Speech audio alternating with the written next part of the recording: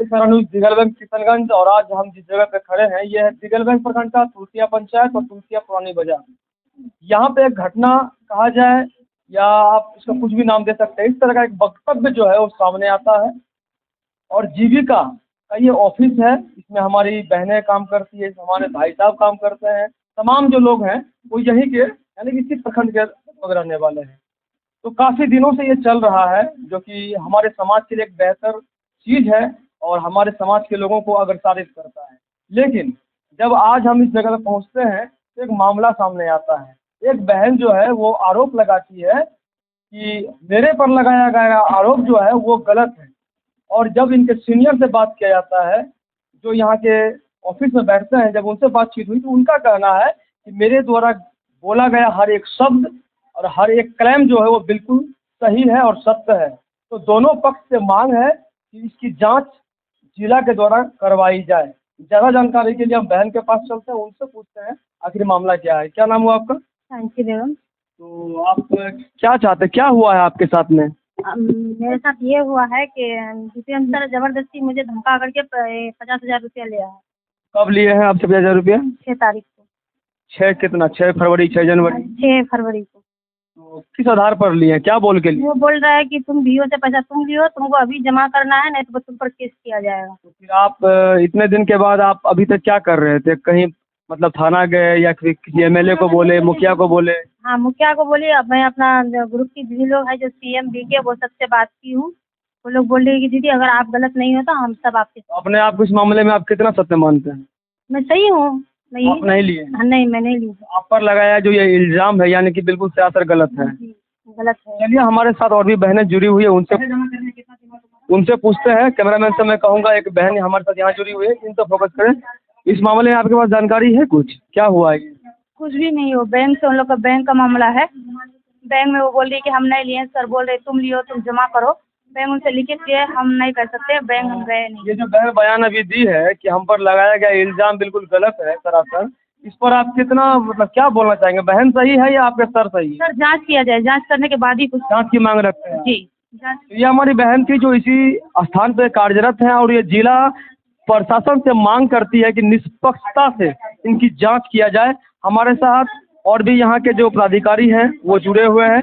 मैं सर के पास चलता हूँ, उनसे पूछता हूँ कि हाईलाइटेड ये कहानी क्या है, एक बहन जो आप पे इल्ज़ाम लगा रही है इस पर वो क्या खुलासा करते हैं। स्वागत है सर आपका। नमस्कार। जैसा कि मैंने आप लोगों को अभी सारा चीज़ डिटेल्स में बताया था, मैं पुनः आप लोगों को बताना चाहूँगा कि एक बैंक मित्रा है जो कि टप्पू ब्रांच में बैंक मित्रा का काम करती थी। उनके द्वारा बार बार वित्तीय अनियमितता की सूचना मुझे प्राप्त हो रही थी। इधर भी हाल फिलहाल में मुझे ये सूचना प्राप्त हुई कि उस दीदी के द्वारा 50,000 रुपये किसी दीदी के नाम से निकाल के रख लिया गया है। जब ये घटना मुझे मालूम हुआ, मैंने छानबीन किया और जिस दीदी के नाम से पैसा निकालने की बात थी उससे उस दीदी को इस बैंक मित्रा द्वारा कॉल किया गया और बोला गया कि तुम इस 50,000 रुपये को गछ लो कि तुमने ही लिया है। उस दीदी ने इनकार कर दिया कि मैं नहीं गछूंगी, मैंने पैसा नहीं लिया है, मैं नहीं गछूंगी। और उसके बाद वो वीडियो रिकॉर्डिंग भी मैं आप लोग को दे रहा हूँ जिसमें इसके द्वारा उसको कहा जा रहा है कि तुम ये बात गछ लो, गछ लो, गछ लो। अगला सवाल सर मेरा ये है कि ये इन पर जब आपका मतलब एक तरह का पुष्टि आपने किया कि वो ली है, तो वो लड़की जो बता रही थी कि वो 50,000 रुपये अपने गांव से कर्ज लेकर वो आपको दी है, तो जब आपको संतुष्टि हो चुका था कि वो घोटाला की है या बेईमानी की है तो आप भी प्रशासन को बोल सकते थे, सूचना आपने भी नहीं दिया। बिल्कुल, आपका जवाब बहुत ही अच्छा है। मैं आप लोग को बताना चाहूँगा कि जीविका में जब किसी तरह की वित्तीय अनियमितता की घटना पाई जाती है, 1 घंटे के अंदर वरीय पदाधिकारी को सूचित करना बहुत आवश्यक है। मैंने इस घटना के 1 घंटे के अंदर अपने सभी वरीय पदाधिकारी को सभी बात, सूचना, वीडियो वगैरह सब भेज दिया। इसके बाद मुझे वरीय पदाधिकारी द्वारा ये सूचना मिली कि जिस अगर बैंक मित्रा ने किया है उसके ऊपर आगे एक्शन लीजिए।